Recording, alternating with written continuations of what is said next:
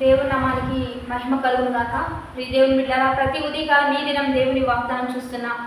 ప్రియ దేవుని బిడ్డలందరూ ప్రత్యేకమైన వందనాలు. దేవుని బిడ్డలారా, దేవుడే మనతో మాట్లాడుతూ ఆత్మీయంగా బలపరుస్తూ ఉండగా ఈ దినం దేవుడు మనతో ఏం మాట్లాడుతున్నాడు చూద్దాం. పరిశుద్ధ లేఖన గ్రంథంలోంచి యాకోబుకు రాసిన పత్రిక 3వ అధ్యాయము 6వ వచనం చదువుకుందాం.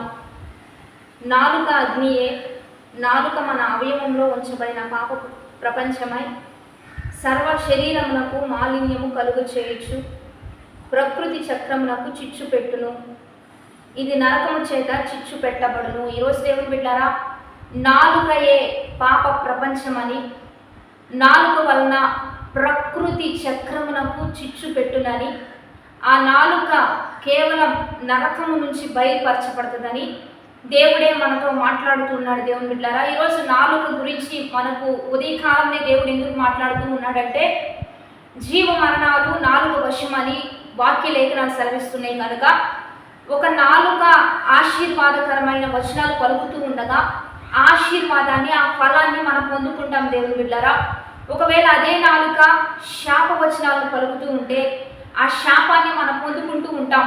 ఎందుకంటే దేవుడే చెప్పాడు, ప్రకృతి చక్రమునకే ఇది చిచ్చు పెట్టే అంతగా ఒక నాలుక దాని పనితీరు ఆ రీతిగా ఉంటుందని దేవుడు మనతో మాట్లాడుతూ ఉండగా, ఈ ప్రకృతి చక్రమునకు సమాధానం కలగాలన్నా, ఆశీర్వాదం కలగాలన్నా, శాపం ఒక చిచ్చుగా అగ్నిగా మారాలన్నా మనం మాట్లాడే మాటల మీద ఏదైనా ఆధారపడి ఉంటుంది. దేవుని బిడ్డరా, అందుకని క్రైస్తవులుగా, దేవుని బిడ్డలుగా మీ నాలుక ద్వారా మంచిని పలకండి, మంచి చేయడానికి ఇష్టపడండి. ఎప్పుడు విశ్వాసంగా ఏదైనా దేవుడు కలిగిస్తాడు, ఏదైనా దేవుడు చేస్తాడు, ఏదైనా దేవుని వలనే కలుగుతుందని మీరు పలుకుతూ ఉండండి. ఆ నాలుక వలన దేవుడు గొప్ప కార్యాలు జరిగిస్తాడు. ఒక నీటిలో ఇప్పుడు మరి ఊరితే మంచినీరైనా వస్తాయి, లేకపోతే ఉప్పు నీరైనా మనం చూస్తూ ఉంటాం.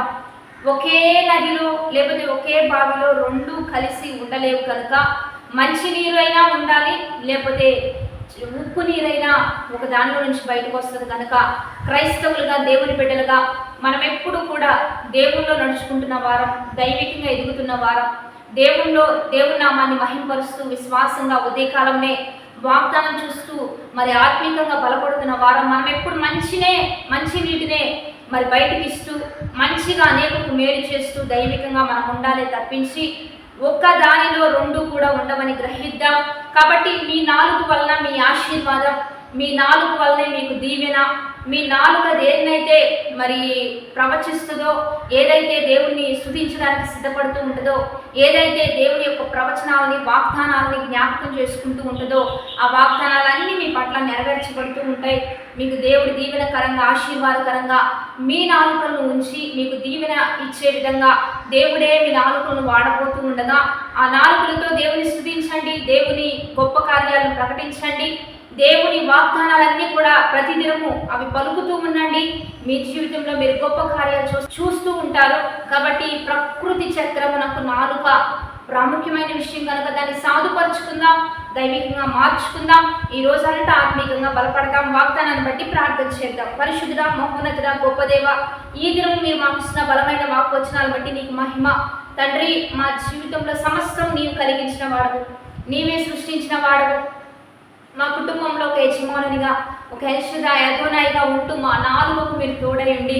నీ ప్రవచనాలు, నీ ఆశీర్వాదాలు నెరవేర్చబడినట్లుగా మీరే మాకు సహాయం చేస్తూ, మీరే మమ్మల్ని బలపరుస్తూ ఆత్మీయంగా ముందుకు కొనసాగించండి. ఆశీర్వాదకరమైన వచనాలు పలుకున్నట్లుగా మాకు తోడయండి, మాకు సహాయం చేయమని ఈ దినము బర్త్డేస్, మ్యారేజ్ చేసుకున్న వారికి దీవెనలు, శుభములు ప్రకటిస్తూ నీ అత్యధికమైన కృపా కాపుదలలో ముందుకు కొనసాగించమని ప్రభువైన యేసుక్రీస్తు నామమున పేరిట అడిగి వేడుకొని ప్రార్థిస్తూ ఉన్నాము గొప్ప తండ్రి, ఆమేన్. మంచిగా లైక్, షేర్, కామెంట్ చేస్తూ ఆత్మీయంగా ప్రతి ఉదయకాలం వస్తున్న వాగ్దానాలు చూస్తూ ఇంకా అన్ని రీతులుగా బలపడుతూ దైవికంగా ముందుకు కొనసాగుదాం. ఆమేన్.